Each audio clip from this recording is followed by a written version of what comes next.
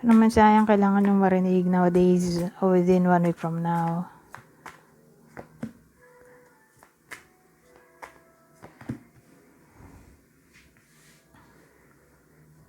Oh, may mga anak.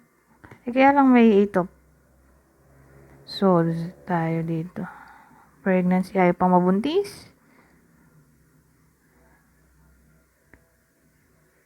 O mahirapan mga anak. Mga anak man to.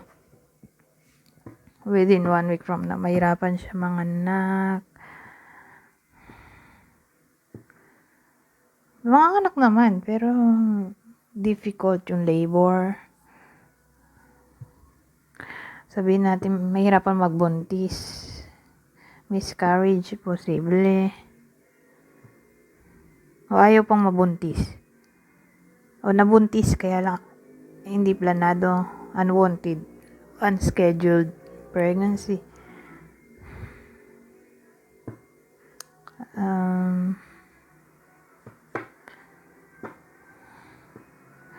Reconciliation, malabo.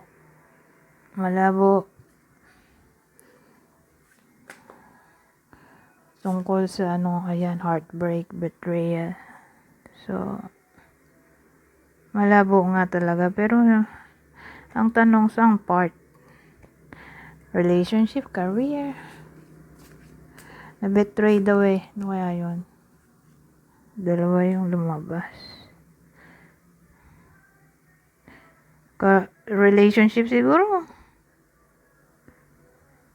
Lack of trust, sabi doon, no? Ito nga, disappointing news sa relationship daw. Tingin ko relationship.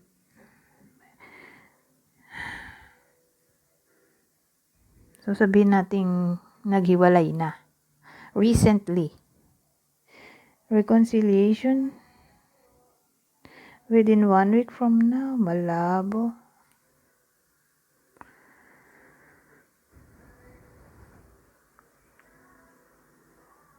O in general, ganito na lang. Sinong tatamaan ng reading na yan? Yung malabo relationship na magkabalikan. Kanino tatama yung reading na yan?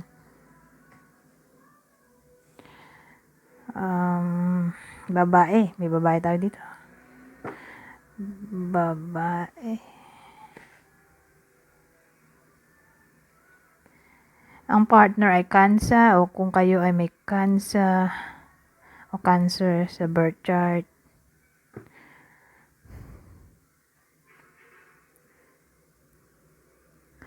Someone na pumuputi na buhok. O siguro kung di pumuputi ang buhok ay maputi yung skin. So pwedeng ikaw to. O boson mo. Kasi may iba naman na para silang maitim. O pwedeng siya yung makipag-break. Yung maputing tao. Kung yung isa maputi, isa maitim. So yung maputi siguro maputi. Yung makikipag-break. O babae makikipag-break.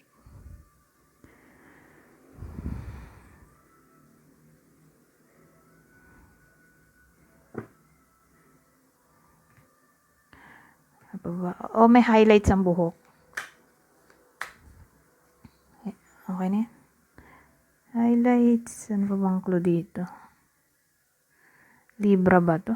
Oo nga, Libra, oh. May sign kasi, oh. Libra. So, Cancer o Libra. Ang zodiac sign, pwede rin. Ng Puson.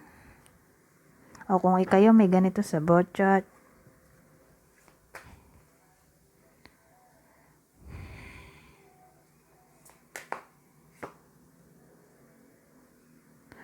Teka, dito to.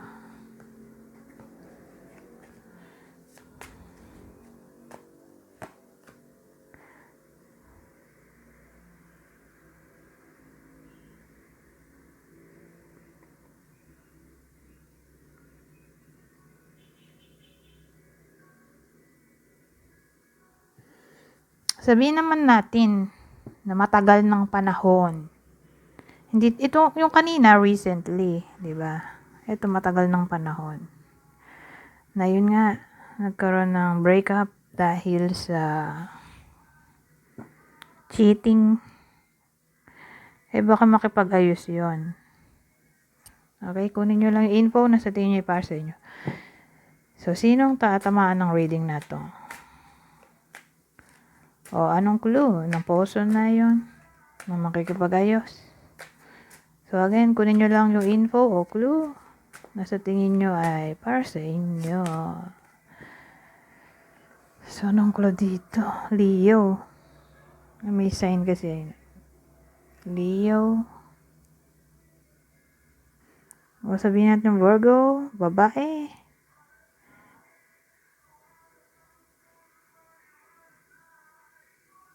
Kasi may strength card pala to.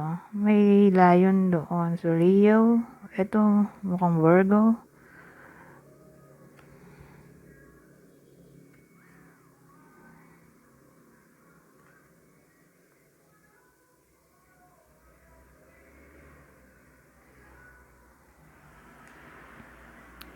Ano ba maisip dyan?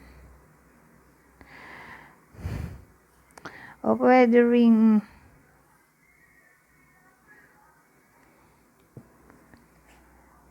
may kulay ang buhok, hindi black. So, kanina may highlights ang buhok. Ito, hindi na highlights. Buo na yung buhok. Lahat ng buhok pinakulayan. O, who knows? Baka born na siyang ganon. May kulay ang buhok.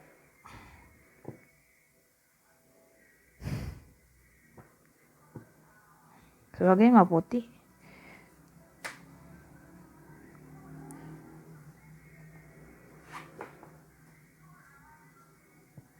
Ito last na to.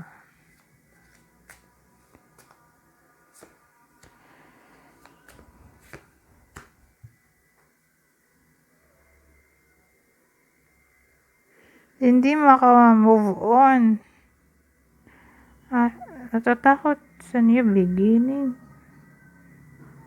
Ano yun?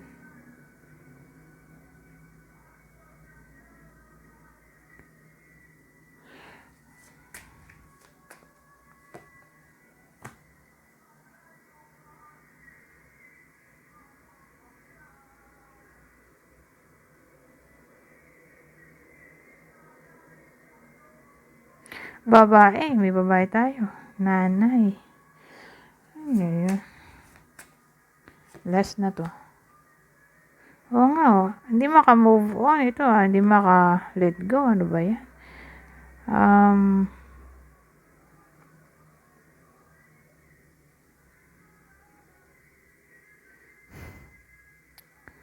Walang dating.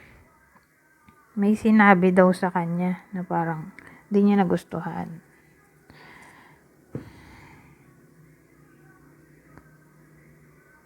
Kapitbahay siguro. Anything na may kinalaman sa traveling o working abroad. So, may sinabi na parang di nagustuhan. So, sabihin natin nag-fail ang application kung mag-work abroad. O may kapitbahay na chismosa, chismoso. Pero more like chismosa, dalawang babae dito.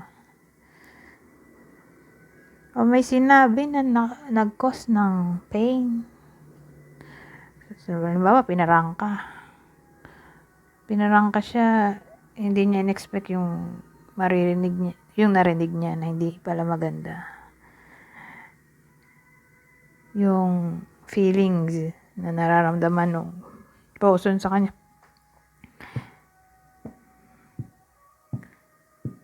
Ganun.